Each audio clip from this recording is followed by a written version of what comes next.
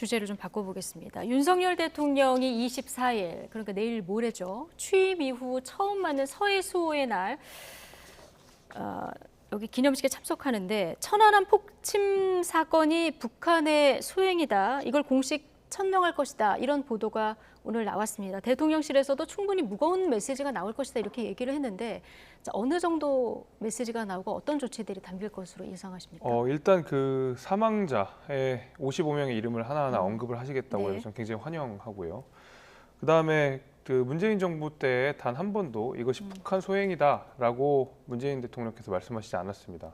그냥 정부의 입장이라는 말만 한 번 하신 적이 있었던 것 같은데 네. 저는 이번 기회에 확실하게 이 윤 대통령께서 그 선을 좀 그으시는 거라고 생각합니다. 정확하게 이 천안함 폭침에 대해서 이 사실관계를 명확하게 하시는 거라고 생각하고요. 예. 당연히 일찍이 있어야 되는 일이 너무 많이 미뤄졌다. 이들에 대한 어떤 국가의 예우라든지 그다음에 천안 피격에 대한 어떤 정책 이해라고 하는 것이 이게 지금까지 정치적으로 뭐 해석이 엇갈리고 이럴 일이 전혀 아니었거든요.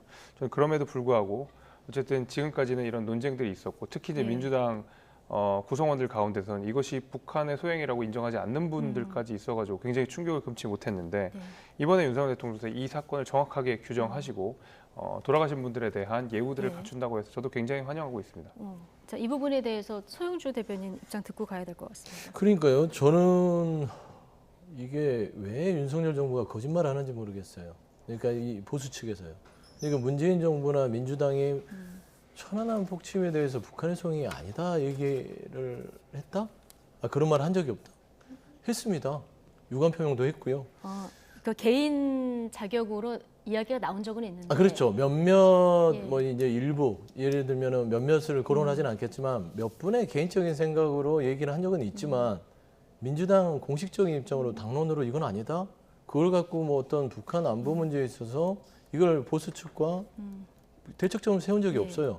그리고 문재인 대통령께서도 보면 이거는 뭐 기사만 뒤져봐도 나옵니다. 그러면 민주당은 천안함이 북한 소행이다. 이게 확실한 당론입니까? 이게 문재인 대통령께서요. 네.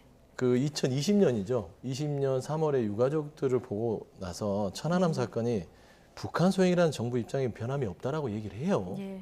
이게 말하자면 당시 문재인 대통령이 얘기를 하는 것은 민주당하고 똑같은 궤를 하는 것이지요. 이것이 이제 공식 석상에서의 공식 발언이다. 이렇게 보면 그렇죠. 된다고 보시는 그렇죠. 거군요. 저는 그렇게 보고 있습니다. 그래서 자꾸 이런 거를 했다, 제대로 뭐 뭔가를 보여주지 못했다 하면서 또 이 안보 문제를 가지고 갈라치기를 하는 것 같은 것들은 옳지 않고요. 천안함 폭침은 불행한 일입니다. 이거는 정말 그래서 안보를 더 튼튼하게 해야 되고요. 그래서 여야를 막론하고 안보 문제에 있어서는 북한 미사일 도발에 대해서 과감하게 같이 규탄하고 북한이 정말로 평화로 안 걸어오고 핵 무장을 한다면 거기에 대해서 단호하게 또 얘기를 해야 되는 겁니다. 근데 이거를 가지고 우리는 좀 더 세게 얘기하는데 너희는 왜 약하게 얘기해? 이런 차원의 정쟁의 문제가 아니다라는 차원에서 네. 천안함 폭침 문제를 가지고 또 지난 정부와 갈라치기에 들어가는 것은 굉장히 위험한 일이다라고 좀 말씀드리고 싶습니다. 네. 윤석열 대통령은 대선 후보 시절부터 천안함 폭침 사건을 북한 소행이다 이런 명확한 입장을 밝혀왔었는데요. 당시 발언 직접 듣고 오시겠습니다.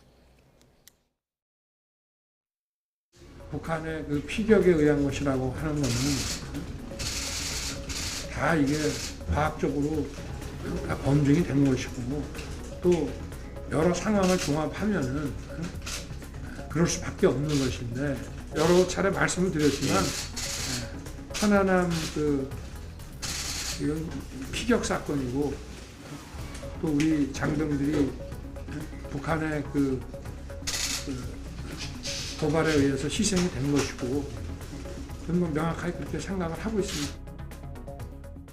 자, 대선 후보 시절의 발언인데요.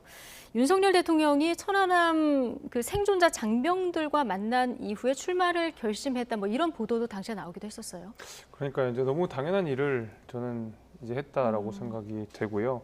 사실은 뭐 이제 이 소영주 대변인께서는 이제 민주당의 입장이 아니었다, 이제 개개 일부의 입장이었다라고 이야기하지만 네. 당시 이제 한나라당, 새누리당에 이어진 저희 그 전신 보수 정당에 대해서도 이런 음모론 제기를 굉장히 많이 했었습니다. 그래서 뭐 예를 들면 시신에 어떤 뭐 화상을 입은 것이 없다, 뭐 이런 것부터 시작해서 온갖 음모론들을 사실은 이제 민주당 진영에서 많이들 나왔었거든요. 그러니까 이런 불필요한 논란들을 만드는 것 자체가 돌아가신 분들은 이제 욕되게 하는 일이라고 생각하고 예. 국가를 위한 희생을 사실 좀 폄하하는 거라고 생각했기 때문에 이거는 지도자, 특히 대통령이 정확하게 이 사건에 대해서 명확하게 규정을 해주고 여기에 대해서 불필요한 음모론, 터무니없는 음모론 제기하는 것에 대해서는 단호하게 대처할 필요가 저는 분명히 있었다고 생각합니다. 그럼에도 불구하고 이걸 갈라치기가 아니라 문재인 정부 때에 정확하게 이 부분을 지적하면서 문재인 대통령이 이것은 북한의 소행입니다. 다시는 이런 일이 없어야 됩니다라고 명확하게 밝히셨던 건 아니었거든요. 약간 두루뭉실하게 넘어갔던 일들이 있었기 때문에 비판을 하는 것이고 이번 기회에 정확하게 이 천안함 피격 사건에 대해서 사건 규정을 하고 넘어가셨다라는 것은 저는 당연히 환영할 일이라고 생각합니다. 예. 자, 이명박 전 대통령은 서해 수호의 날 이틀 앞두고 오늘 대전 국립대전현충원을 찾았는데요.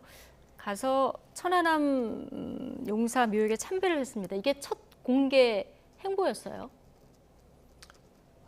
좀 모르겠습니다. 이 역사가 이렇게 반복이 되는데 안 좋은 역사를 눈으로 보는 것들이 국민들은 얼마나 부끄러울까. 저는 이명박 전 대통령이 사면복권이 됐다 하더라도요. 예. 저렇게 공식적인 행보를 하는 것들이 아직은 아니라고 봅니다. 솔직히 전직 대통령으로서 뇌물죄, 배임 횡령, 말하자면 17년을 선고받고 불과 3분의 1, 5분의 1도 못 살았어요. 그리고 나오셨죠. 그 돈이 수백억입니다. 기업들을 통해서 뇌물을 받고. 도곡동, BBK 네. 얼마나 많은 일들을 저질렀습니까? 대통령의 권한을 가지고 국민이 맡겨준 선출직인 대통령이 권한을 가지고 그런 일을 저질렀던 분이에요. 국민이 배신했죠. 따지고 보면 그렇습니다. 그러니까 죄가 시킨 게 아니에요. 사면 복권을 시킨 거죠. 그럴 때는 저는 저는 저 부분들을 정치적 행보라고 봅니다. 저래서는 안 된다. 예. 최소한 한 나라의 수장으로서 대통령이셨다면 국민에게 염치를 좀 보였으면 좋겠다라고 네. 저는 좀 야박하게 말씀드리고 싶습니다. 예. 이제라도 찾을 수 있어서 참 다행이다. 오늘 소회도 밝혔다고 하는데 오늘 이명박 전 대통령의 저 행보는 정치적 행보다 이렇게 읽으셨습니다. 다음 달에는 서울시장 시절에 복원했던 청계천, 5월에는 4대강을 방문하겠다 이런 계획도 있다 이런 얘기도 나오는데 총선 앞두고 뭔가 정치적 영향력을 좀 키우는 정치적 행보라고 보십니까? 정치적 행보라고 볼 수는 있겠지만 총선에 크게 영향력이 있을지는 모르겠습니다. 박근혜 전 대통령 역시도 당시 이제 유영하 후보를 지지를 했고 지원을 했는데 결국 최종 후보도 안 되고 떨어진 일이 있지 않았습니까? 아직까지 이제 소영주 대변인 말씀하신 대로 전직 대통령이긴 하지만 얼마 전까지 이제 수감 생활을 하셨던 분이고 어떤 범죄 혐의 등등이 국민들이 납득하기 어려운 부분들이 분명히 있기 네. 때문에 아직까지 이제 본격적인 정치 행보를 하시기에는 조금 아직 국민 감정이라는 측면에서 봤을 때에 조금 이른 것이 아닌가라는 생각이 저도 갖고 있습니다. 예, 정치 행보 재개는 시기상 조금 빠르다. 두 분이 이 의견에 좀 공감을 하시는군요. 자, 오늘 나이트 포커스는 여기까지 하겠습니다. 오늘은 김재섭 국민의힘 도봉갑 당협위원장 그리고 서영주 더불어민주당 상근부대변인 두 분과 함께했습니다. 고맙습니다.